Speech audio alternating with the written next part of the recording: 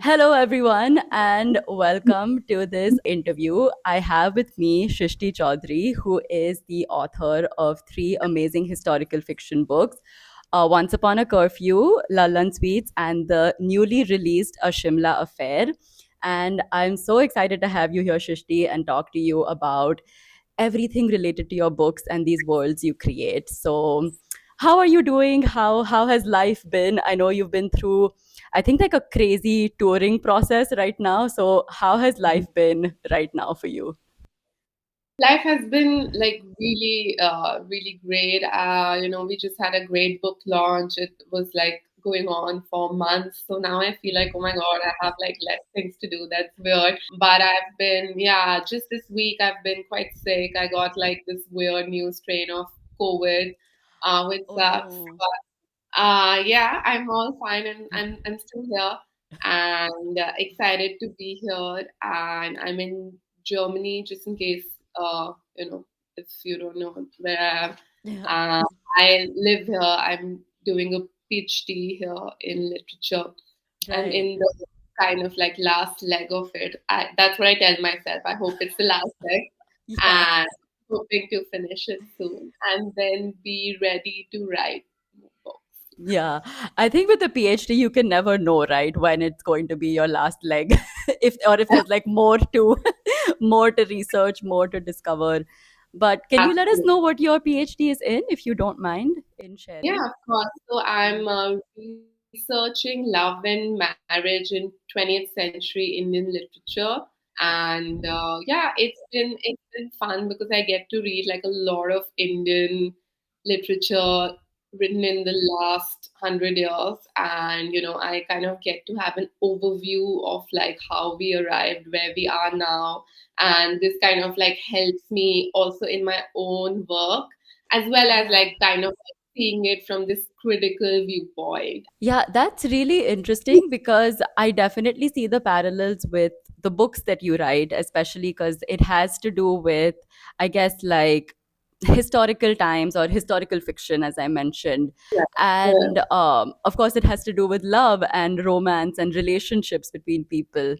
So, Yeah. diving straight into your books now, how do you actually like what is your process in coming up with the stories? Because each of them has a very specific time in history that they are based in. So, how do you choose that?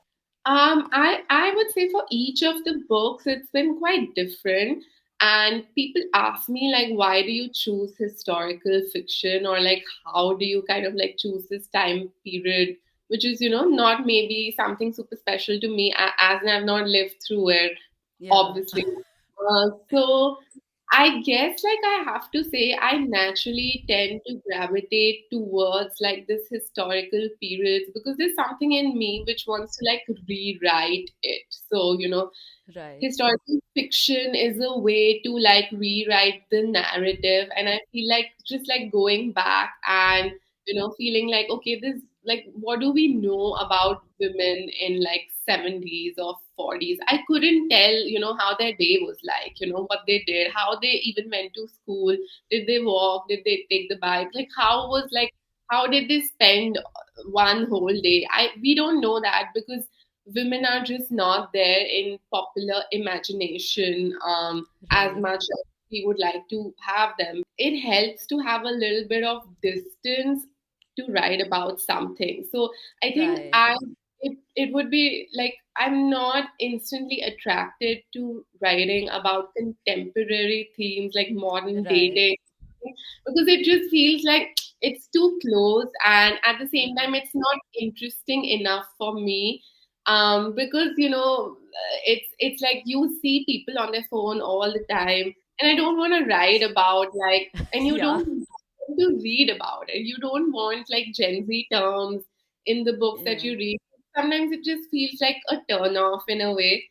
that's Yeah. that's kind of my view, unless it's a really really good story. And but Yeah. I naturally tend to like pick up a time period that just feels like I want to recreate it and make it more nostalgic and make it more exciting. So it's a way of like being fictional as well. No, I completely get that because I also feel like nowadays, because the phone is such a like the phone and the internet are such tools that like you constantly have answers in the palm of your hand, and I feel like that also takes away sometimes from like mystery or suspense or tension, like that you can create in a book, especially when like literally everything can be answered because of a text or a call, whereas in the past you have to rely on letters or you have to wait. There's like that slow build up of tension, specifically when it comes to romance. That's Yeah. very interesting, I feel. So Yeah. I also love historical fiction. It's one of my favorite genres. So Yeah. Yeah. yeah, I completely get why you'd want to go back in time to explore stories. Yeah, Yeah. and it just feels also a little bit fantastical in a way, right? Because Yeah. the way you write about a time, of course, it can never be authentic, but it is Yeah. like a version of that time, what you create, and I think Exactly. this in itself is like very satisfying to write about. Yeah. For example, in A Shimla Affair, I write about Shimla and how it was like the hub of like all these like balls and parties Yeah. and of course like what I write specifically may not be true, but it was true that all this stuff was going on Exactly. back there. So Yeah. I get to have like my own spin around on it, and I get to create my own world in a world which already exists. But are there any actual real events that have like inspired things which are there in your books? And it doesn't have to be a Shimla Affair, but any of the three books that you've written. Have you taken certain like tokens from history? Absolutely, absolutely. Like, Yeah.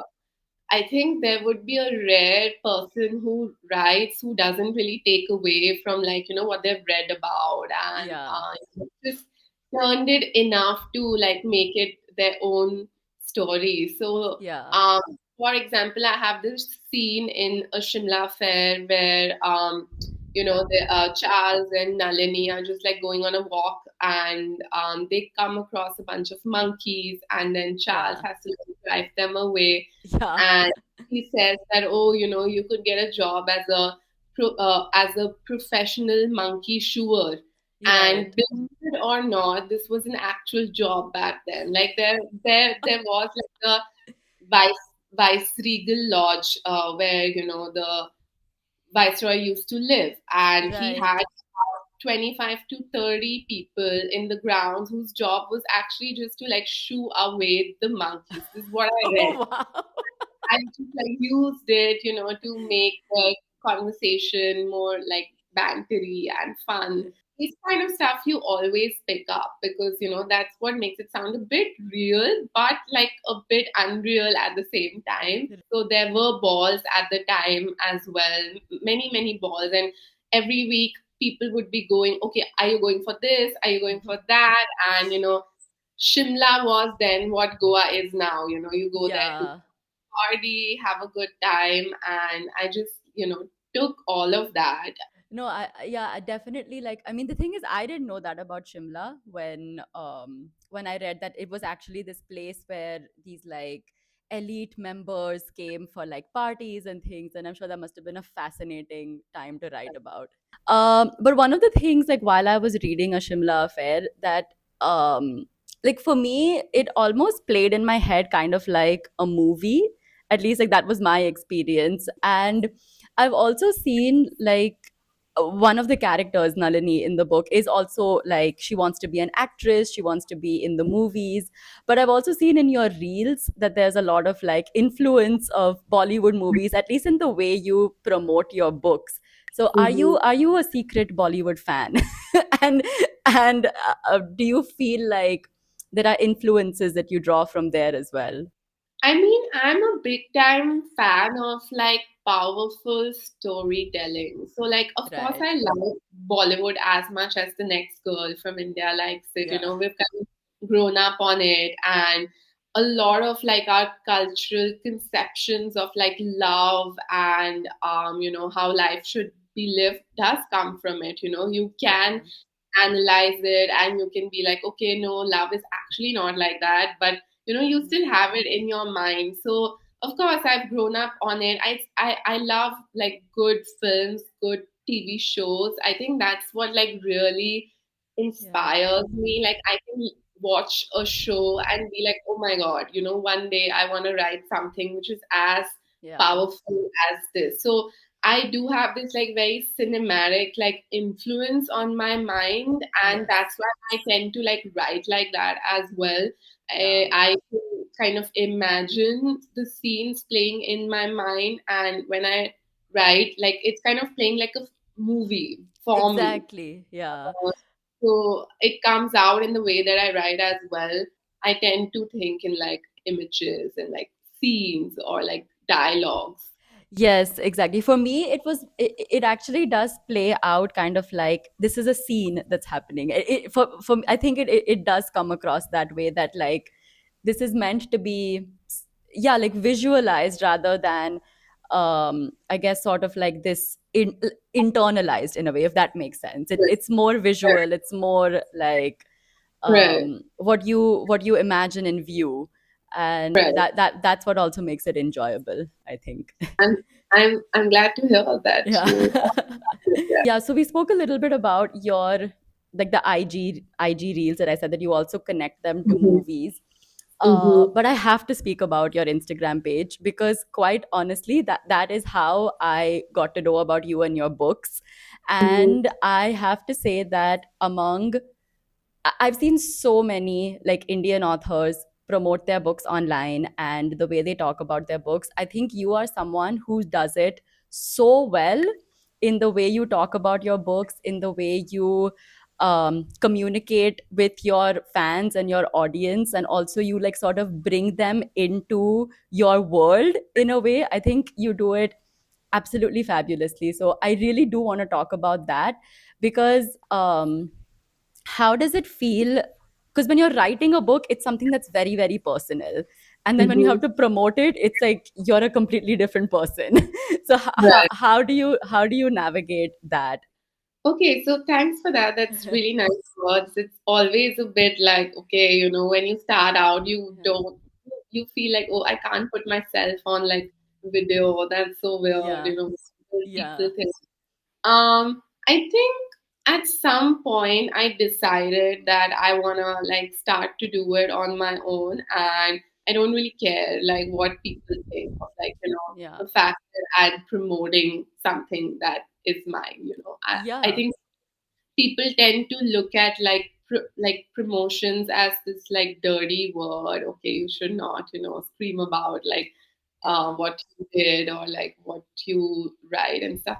And I think like it was very freeing to separate myself from that I always need to be like super cool and Yeah. authentic, really Yeah. really proper.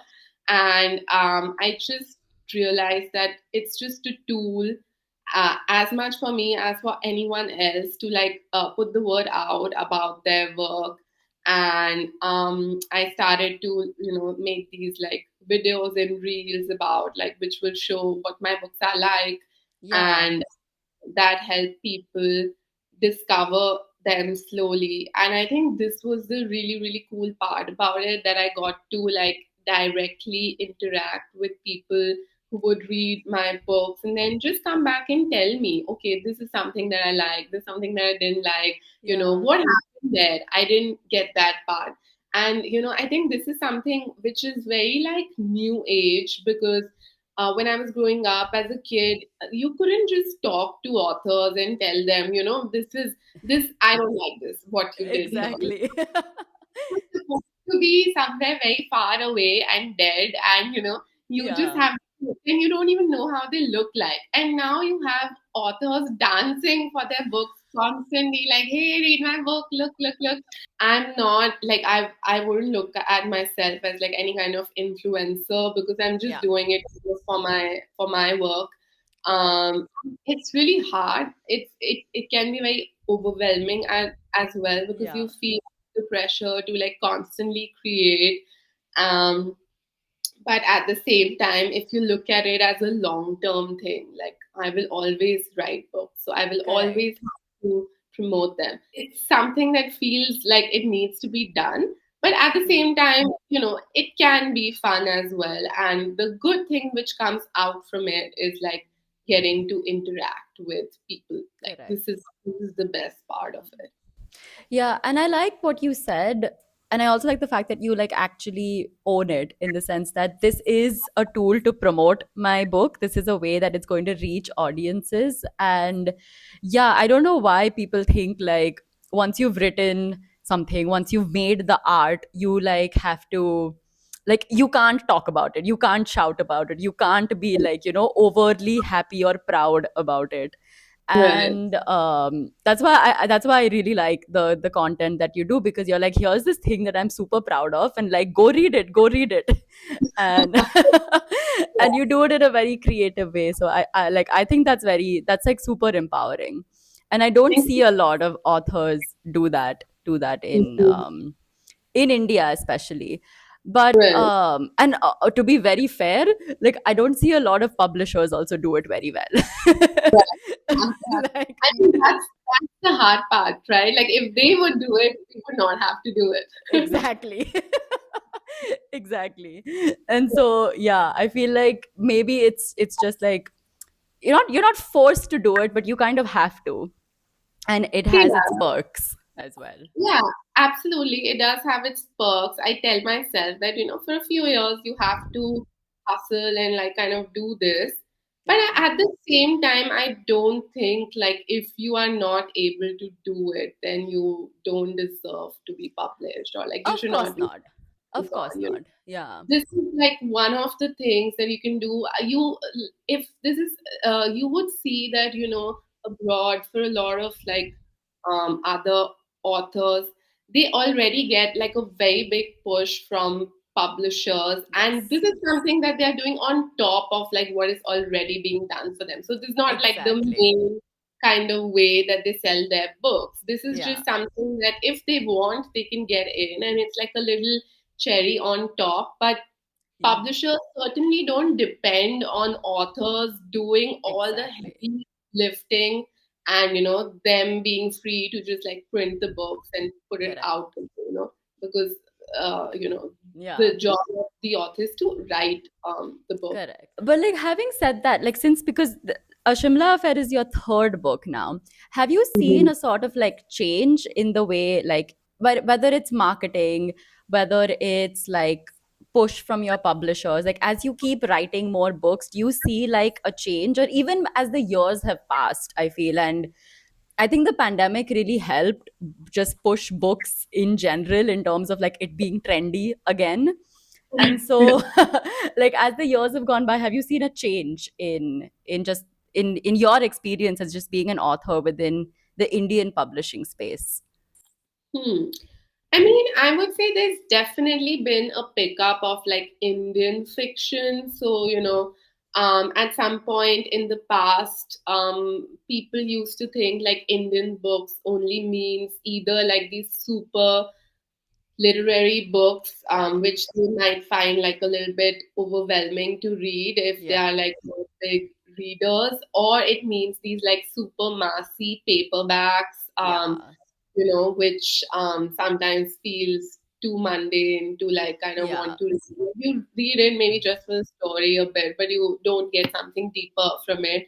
But Yeah. I think now there has been quite a strong pickup of Indian fiction. People are discovering Indian authors. More money is being like put Yeah. in for that, and yeah, people are enjoying that. People are getting into different genres, Yeah. but of course, like I guess the Indian market is still very very non-fiction driven, because Yeah. people want to learn something from the books that they buy. Correct. This is a very like Indian mentality that we want to learn. Give us Yeah. a book so we can take something away from for our education, for our jobs, and I want Exactly.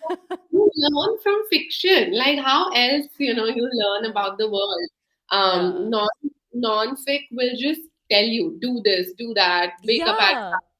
and this is something you read, but you will never implement in your life, or maybe you Correct.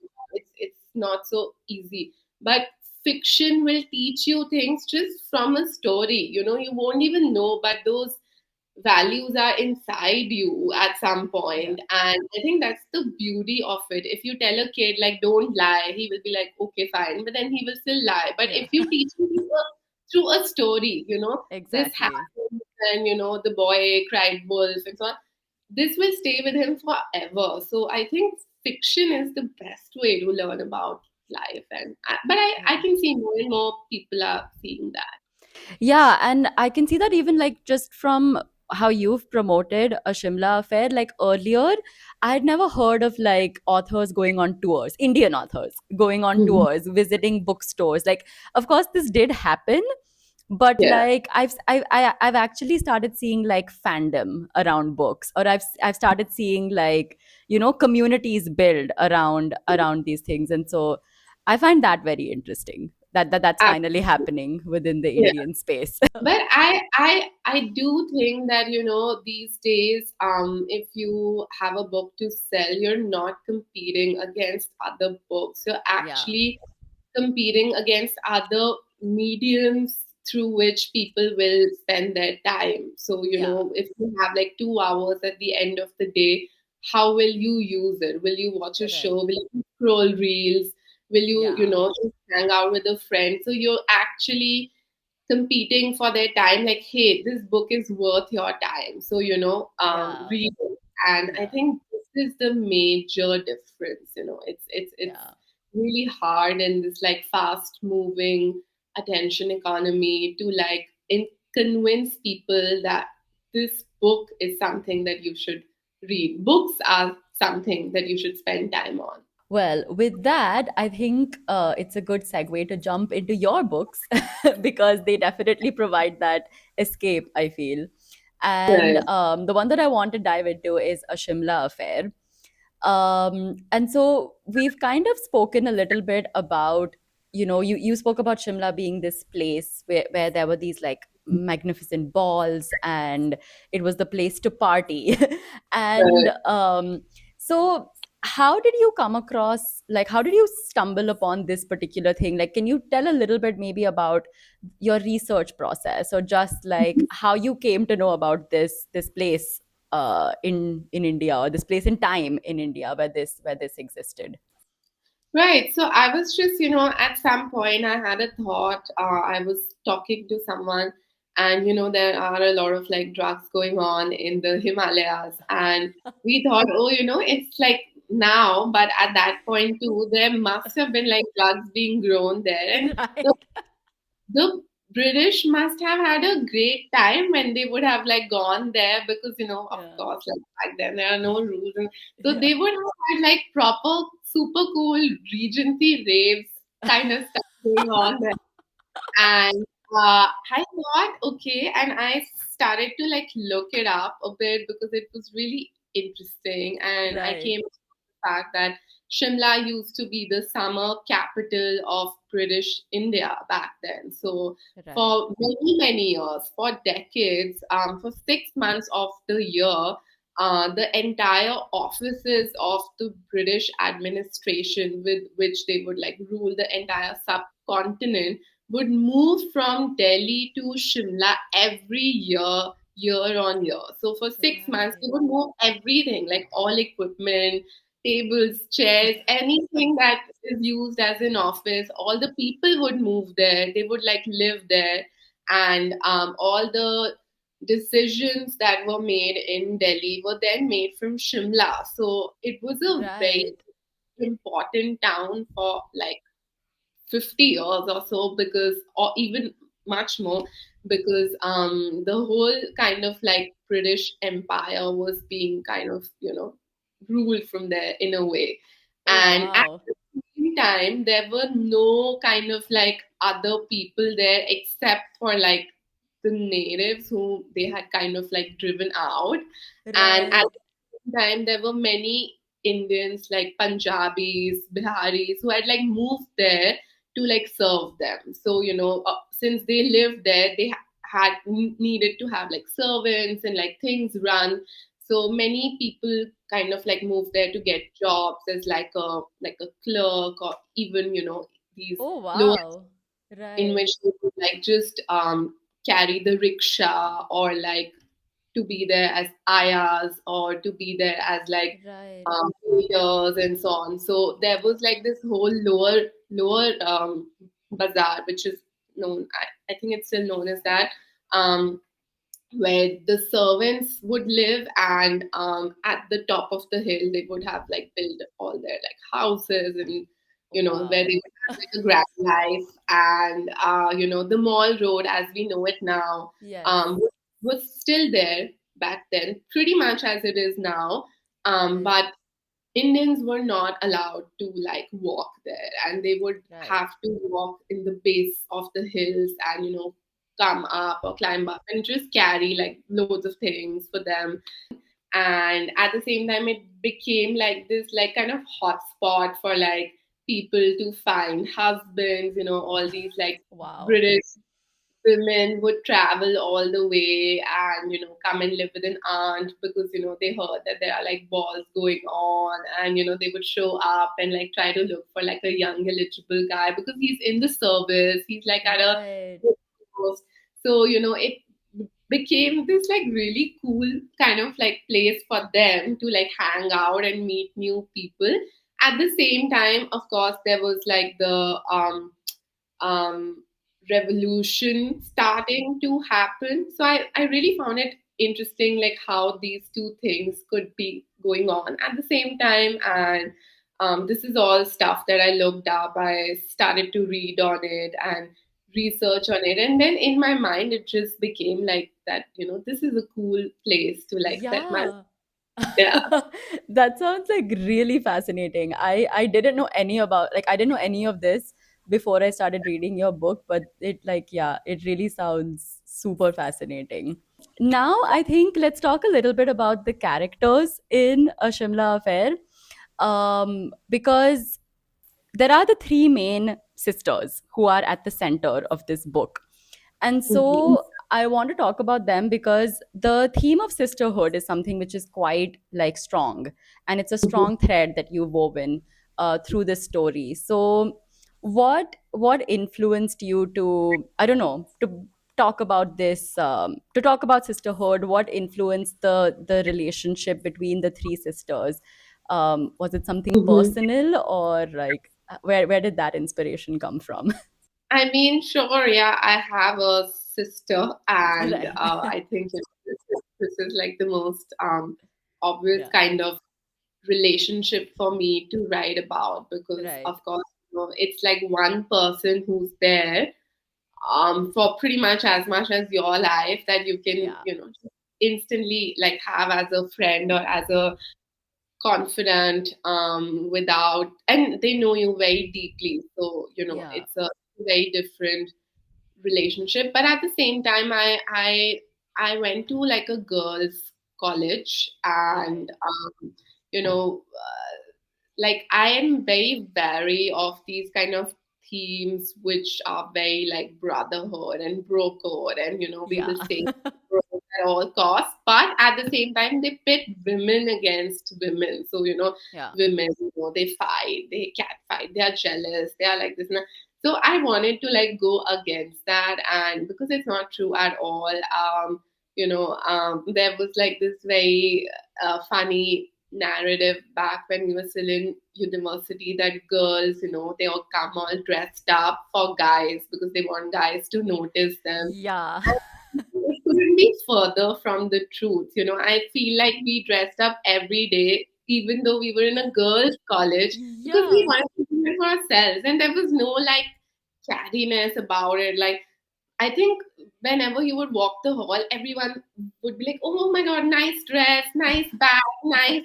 And people were like super nice to each other. Yeah. So I wanted to like, I've always been a stan of like this kind of sisterhood, and I Yeah. wanted that to play into this book, because I chose three sisters, and I wanted to Yes. show that how they stood strong against all odds, and I kind of gave them the main roles for it.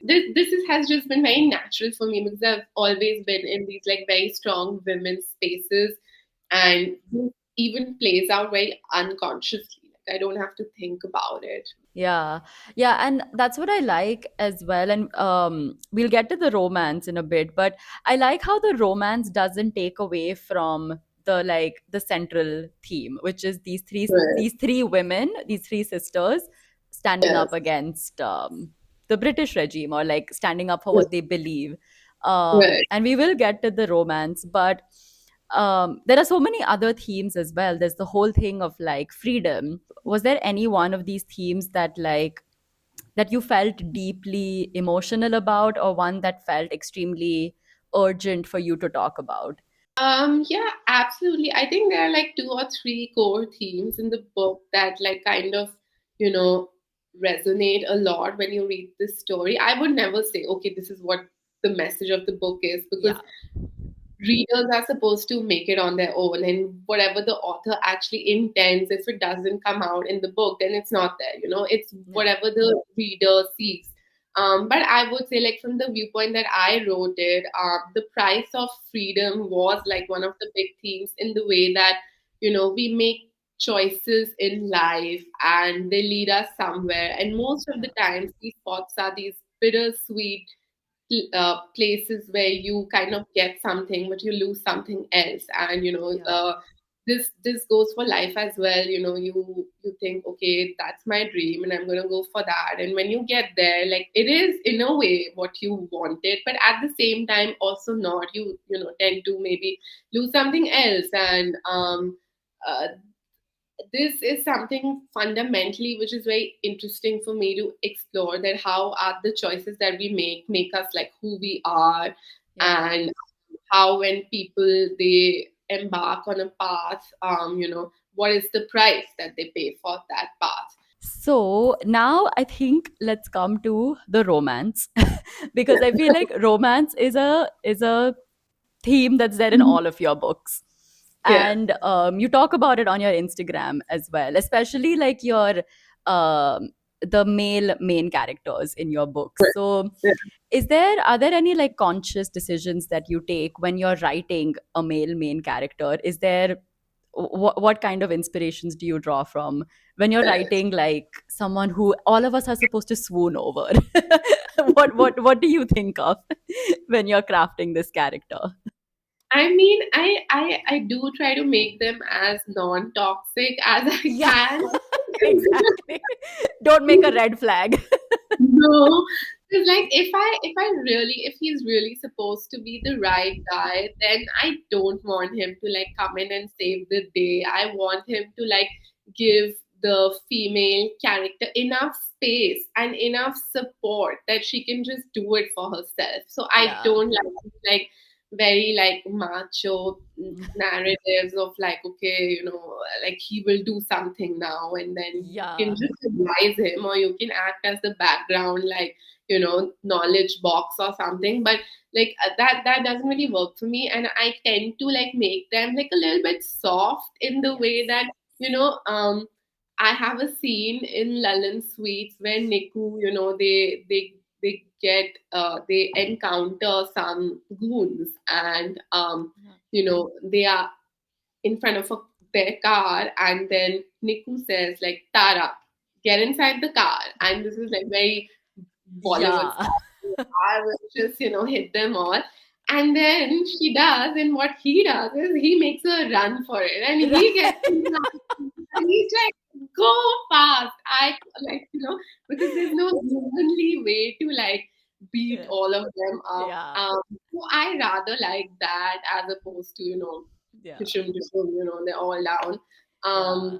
At the same time, same for Charles. I think Charles is another character, even though he's from this like 1940s, which is this Yeah. very like male knight kind of Exactly. age. But I tried to show him as like very, very kind of like not macho in this Yeah. way, No, which he is gives her space. He gives her space to be her, and that's like I appreciate. I appreciate that in male main characters, where they don't try to impose their, I guess, like will on the yes, female character. yeah. Another line that I hate a lot is like, "This is not you. You Yeah. don't, do this." Yes. Like, how patronizing is that? And how can you tell me what is me and not Exactly. me? So all Exactly. this kind of stuff, I like consciously try to stay away from. Yeah. Yeah, that's good. We need more like representation of of soft boys, of emotionally available soft boys. I feel. But one of the other things I noticed is that there is absolutely no spice in your book. I've read A Shimla Affair. Is that Right. also the case for your other two books? Yeah. Do you not Yeah. write spice, and is that like a conscious decision? I mean, I would say it's conscious for now because I feel like spice is like really hard to nail. So if I'm gonna Yeah, write spice, I'm gonna do it very well, or I'm yeah, not gonna do it at all, or because yeah, it can sound like super cringe and just yeah, something like which is a big turn off instead of like spicy. yeah, So I think that first I wanna read enough spice to feel like I have a handle on like how people yeah, treat it like badly or like nicely, yeah, and then I don't at all say that I won't write spice, but I yeah, will write spice, but I'm gonna do it right. I'm not gonna do it yeah. for the sake of it. Like, okay, look, there's some Exactly. spice here, so read it. Exactly. Yeah. Yeah, I know.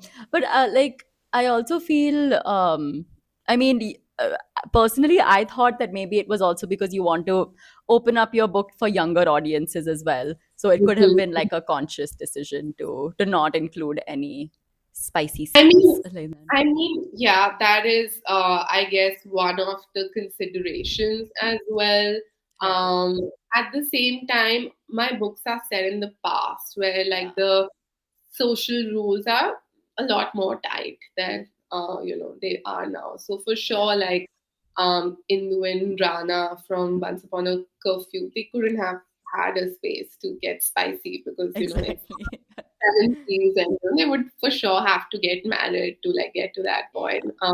Courtship periods were not super long back then, so once you Correct. have given your heart to someone, you're kind of like condemned, to them for life, Yeah. so yeah, I would say it's a difficult like kind of spot, but of course I'm super super open to it, but Yeah. just in the right way. Now that you've written your third book, what does the future hold for you? Because there was one part in A Shimla Affair where you've actually written sort of like stories within stories. Mm-hmm. And so do you ever like would you ever consider writing, I don't know, maybe like mythological fiction or like something more fantastical or another genre apart from historical romance? I What? mean, absolutely yes, because I feel like if you're a hardcore like reader, which I've been as a kid and still like to think that I am, you always kind of like start out this love with fantasy. So I Yeah. have a for that.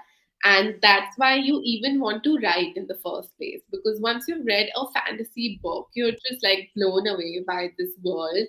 So I guess like my great dream is to like write a fantasy. Yeah. But I want it to be like have the psychological depth of like, let's say a show like Breaking Bad, where the Right.